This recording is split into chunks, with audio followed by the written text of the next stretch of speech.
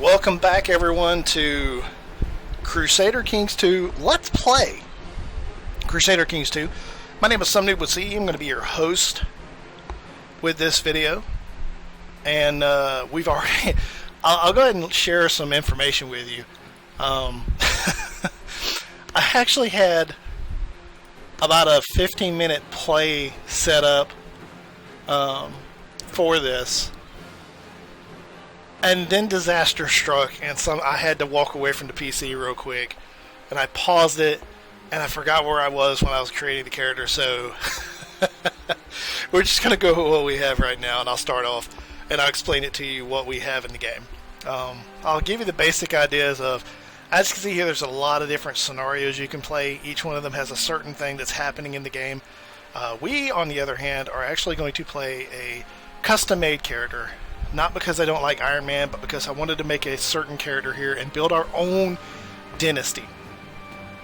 We're going with Peter Lloydiarth, who is going to be the Petty King of the Count of Diffid. And we've already chosen some basic traits here. I have one more point I can spend. We're actually going to put that on stewardship. Actually, let's go diplomacy, because personal diplomacy is always good.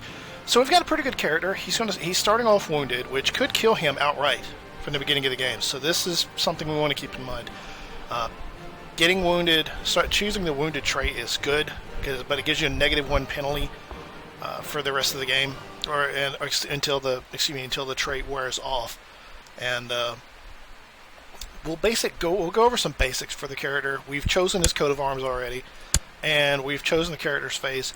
But each one of these stats actually has meaning. Now, mind you, I'm not going to be the best on telling you these because I only have about 600 hours in this game, and there's still a lot of it I don't understand. I can tell you what I do know. Martial basically is your combat skill, how good you are at combat and leading troops. The stewardship is how well you are at running an economy. Intrigue is how well you are at doing shifty stuff. And diplomacy is basically being diplomatic with other people. Learning is how well educated you are, and your culture is the basic culture of your player, as well as how other people look towards you. So if your character is Welsh and everybody under him is Welsh, then they're gonna be all the same culture with no big deal right there. However, if I were to pick and choose a certain other culture, like let's go Mesoamerican and make it Nahua or Mande, if the county he's in isn't Welsh, then they're not going to respect that very much. They're actually going to want to rebel against that. It's going to cause some complications.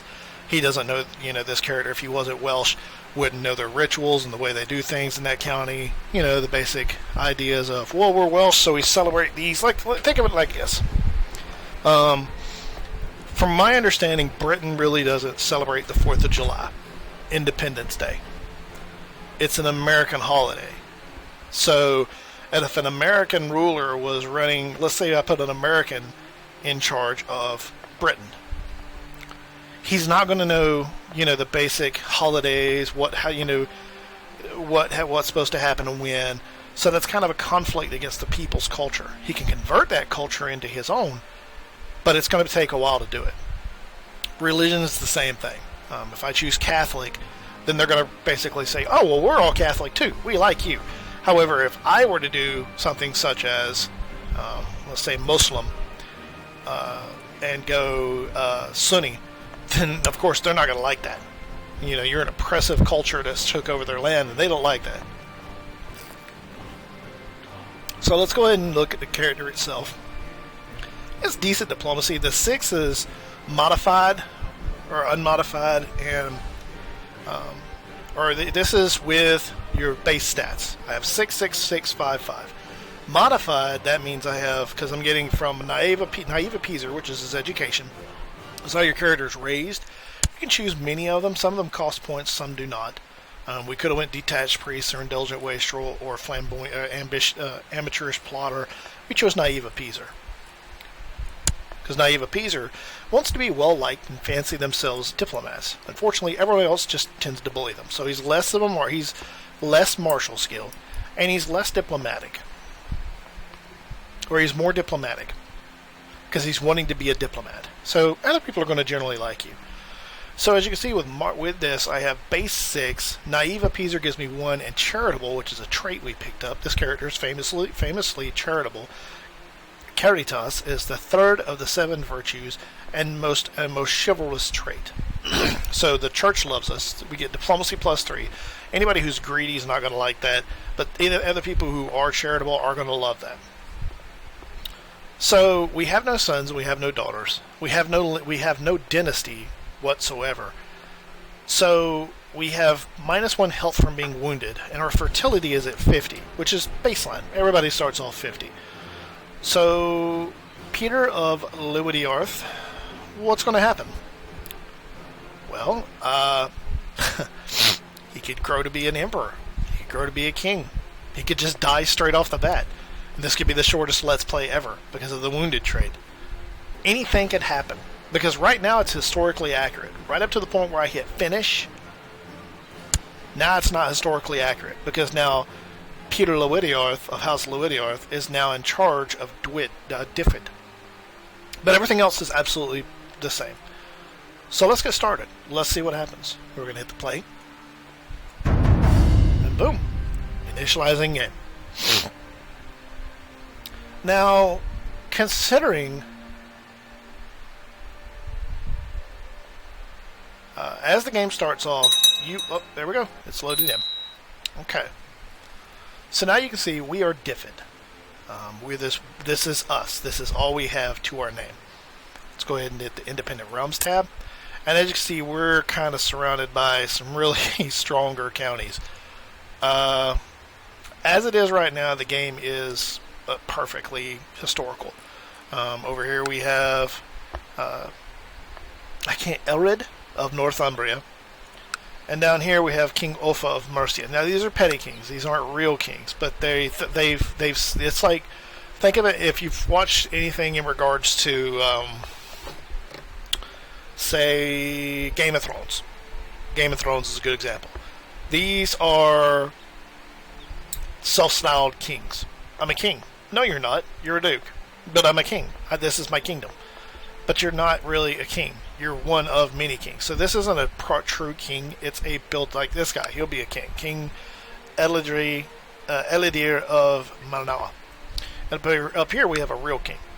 And this is Syniod II of Pickland. So he's a true king. But these are dukes that are petty kings. They want to be kings, and they call themselves king, but they're not. So we, on the other hand, are not a king at all. We're a count. Count Peter. We don't own anything. We own this one kingdom, and we own Denethor, which is our county capital. It is a keep. We have these buildings built.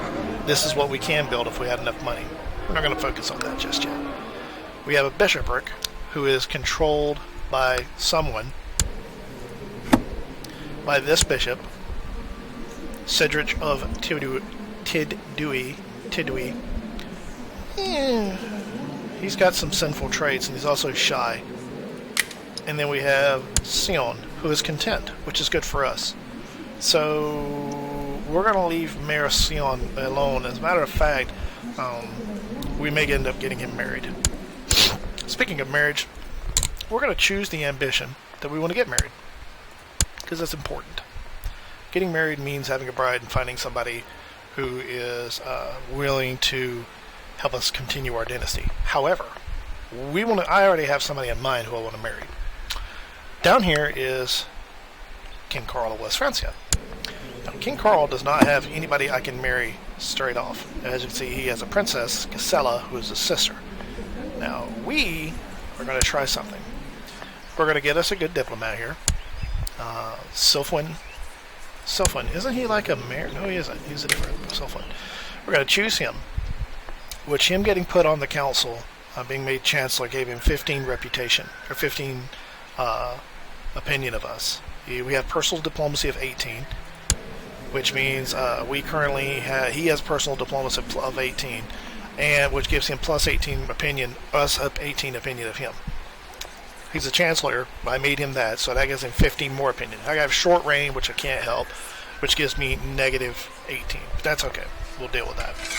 We're going to hit this button, and it's currently forbidden to lead armies. This is good because we don't want to lose counselors to war. If you're leading an army, they will die. We're going to choose the improved diplomatic relations. We're going to come over here to King Karl of West Francia. We're going to put it here. Now, Karl is right here. We want to try to marry into his family. And we're going to betroth, if my chancellor does good, we want to betroth Gisela. We want her as our bride. Now, she's 12 at this time, which means in 4 years we'll be able to marry her. So for right now, we just want to work on the diplomacy to where King Karl will like us, and we want him to actually say, yeah, sure, you can marry my sister. So let's see, Marshall. We're going to choose Redrich. Also, we're going to make him not lead armies, but we're going to have him train troops. What this will do is train our levy size, make it larger, and we're going to get a levy reinforcement rate of plus 60. Now, what this means is that I'm going to get a larger levy just from letting him train troops. And furthermore, he's going to have a levy reinforcement rate of plus 60%. So that means if I diminish my troops in any way, he's going to get 60% more of those troops back faster. Or it's going to get them back 60% faster. So we're going to have him train troops, which immediately you can see that takes me from 418 max levy to 479. So that's good. Now our steward is going to, we don't really have a kind of basic steward. We're going to choose him. We're going to have him raise taxes. This is very important because we're going to need money quickly. Because right now our biggest problem is going to be these two kings up here. He kind of likes us, which we don't have to worry about him attacking us anytime soon. He does not. So he wants this county. So we're going to have to watch out for him because we need to be able to fight him off. Right now we cannot. Well, we can, but it would take some shenanigans. Our spy master is meh. Spy masters have a very difficult job with me. We're going to have him study technology, which means that he's spy master study technology, and he's spy master discovered 1% a month. That's pretty good. So we're going to take him and we're going to go down to Constantinople, which is the seat of technology for this area. As you can see, Constantinople has 6, 10, 7 technology. 6 martial, 10 for economy, and 7 for culture. We have 0, 6, and 6. So every bit of little technology that he steals from over here and gives to us will raise our technology of this. Court Chaplain. Court Chaplain is meh. He's 9, which this guy is actually worse. That's depressing. So we're going to make him our Court Chaplain. And we're immediately going to take our Court Chaplain and send him to make the Pope happy. Because that's just what you do. You always want the Pope on your happy with you. Okay, now we have some buttons up here. No heir for your dynasty. It's because my liege is not married. It's kind of bad. We have title loss on succession. It will go to Mardud, which ironically, this is the old leader of this. You know, so he has 3 children. This is the old ruler that we pushed out of the way. So he's not the best in the world. He's cynical, which the church does not like that. He's slothful, which again my vassals don't like, and he's temperate, which is okay, and he's content, which means that his liege will like him. But you know, I don't really care. I like him, but that's about it. We're going to choose traits.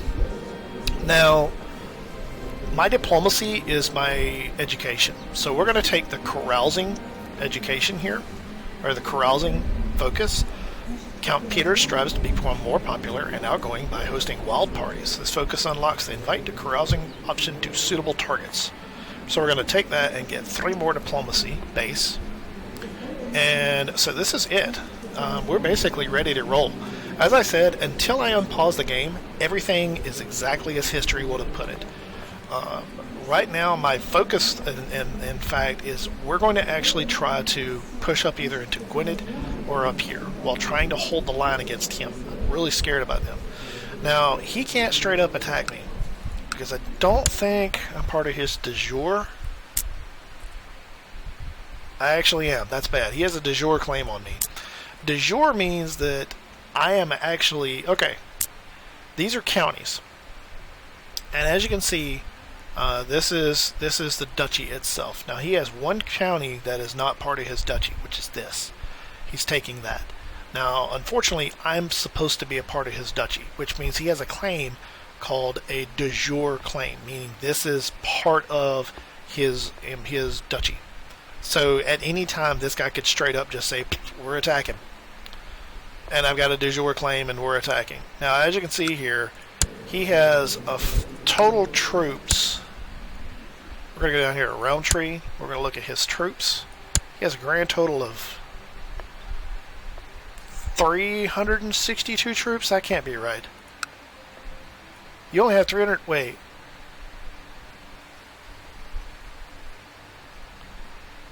Is that right? He only has 316 troops? No. Can't be right. That's got to be bugged.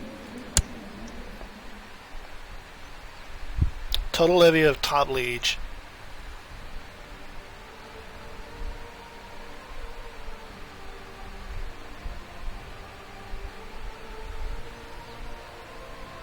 So this... Wait. Okay, so from what I'm understanding, he can raise about 400 troops to come and kill me, which is not good at all. I bet it's because they don't like him. No, he actually likes him. He kind of likes him. So, alright, so this is our biggest threat right here. I do have a backup plan if all goes up in flames. I will quickly borrow money from the Jews, and we will repay it, of course. But I'll just buy mercenaries, so we're safe for now.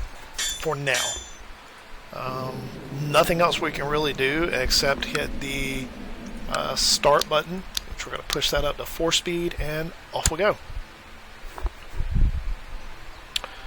Now, this game, if you've never played CK2 before, you'll notice there is not a lot of action going on here. But I can assure you, if we hit this button here, you can see everybody in this game has ambitions, and everybody has something that they want to do. Like, if I go to my character, I set an ambition to, I want to get married. Well, if I go to my find characters, and I go any, not in prison, and we'll do any marriage, we'll do no ruler, but we'll do my religion, my culture, and we'll do yes or adult. As you can see, some of these people actually already have ambitions. This guy wants to get married, this guy wants to get married, this guy wants to get married, this guy wants to get married.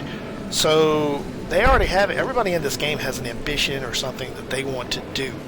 I want to become the king. I want to be the new count. I want to get married. I want to have kids. Things like that. All this actually comes into play in the long run. So we're going to go ahead and start off again.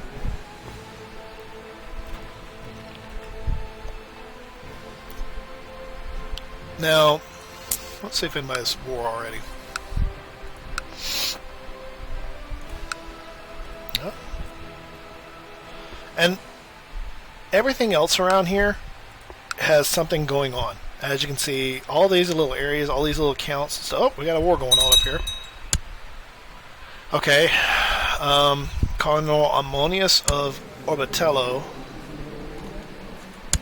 This guy got put on the seat of cardinals. This is the Pope. This is our faith. We have 73% moral authority. And if you hit this button for the College of Cardinals, it shows you that this guy was elected to Preferatus, and that is he is the new Pope to be. We don't have anybody who currently can be a cardinal. We could get our people elected as cardinals, but right now, you know, we don't really have a chance. Our only delegate, or only person we could get in here is Bishop Sidrich, and he's, yeah, not the best. He's got secular power, he's got opinion of the lieges, they like him, his piety is +1, his age is good, and he has high learning. So, that's about it. However, he's slightly sinful, so they don't really want him on the College Cardinals. Getting a cardinal on the, getting a person on the Holy See, and have him in the diocese could allow me to have a pope in theory. However, I'm not going to get a pope in power, because it requires you to have a little bit of a power on your own. So we can already see over here we have war going on. Wow. Okay, so we've already got a Cathar. We had a Cathar uprising happen here. This is actually bad. So what happened was he had a heretical heresy took hold in his province, and if you remember before, I said having a Catholic faith ruler here is important because then the people won't hate you. However, in this situation, his people now hate him, and worst of all, they have religious unrest, which is plus 50 revolt risk. So if you look, that place is just on fire. So what happened was the Cathar rose. Now they've risen up here, and they're against this guy who has 2,000 troops. So he's of a different religion than this guy, and he is probably going to take this realm because he just has more troops than this guy. Meanwhile, up here we have Pictland invading this guy for a de jure war. So, and he's a sickly infant. He's ill, so kind of like I'm wounded. If I get ill, then I'm pretty much dead, or I could just drop dead right now. It don't matter. We're gonna go ahead and start doing some feasts because we want our people to like us. So we're going to invite this guy to carouse. We're going to invite this guy to carouse, and this guy didn't want to come. And this guy did want to come. So we're going to actually invite everyone in our court. Let's go ahead and invite him. Invite her. Invite him. Basically, having a carousing is like having a giant party. So we're just going to have a big old party. However, if they do refuse to come, I do lose some prestige. Okay, so let's see. We invited everybody. Okay, she's going to come. So you'll notice their opinion of me changes by plus 10 for 1 year. So everybody is going to come along. Oh, there's one that went away. He did not come. The old ruler did not want to come. Big surprise. Really surprised. Can I invite Carl? No, I guess I can't.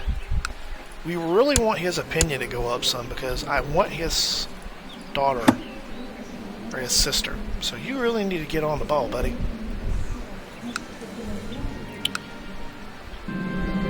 Let's get your guests have arrived for the private feast you've arranged. It's time to get the carousing and merriment begin. So I'm going to get plus 10 piety or prestige a month from doing this. Let's get it started. These days of revelry and excellent escape. So many laughs and intense conversations in such a short time. It brings you closer to your companions. You feel like good friends already. So I'm now a good friend with Owain. I have him as a friend. We're actually going to get him married too, since he's a friend. To Luca. Well, it was fun. I gained 20 prestige, and I get diplomacy.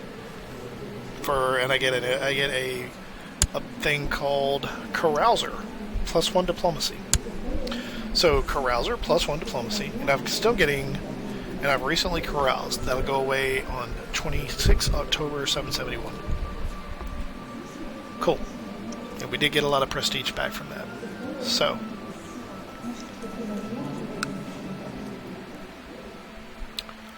not much going on. I would actually try to get a claim on this land up here. Okay, this guy he was given a seat on the council. So somebody died, and we got a new Prince Bishop. We got a new Cardinal elect. Okay, so King Carl likes me.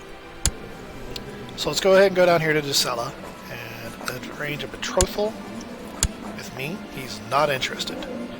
Okay. So why don't I like him? Why do I not like... Oh. Okay, we got some technology.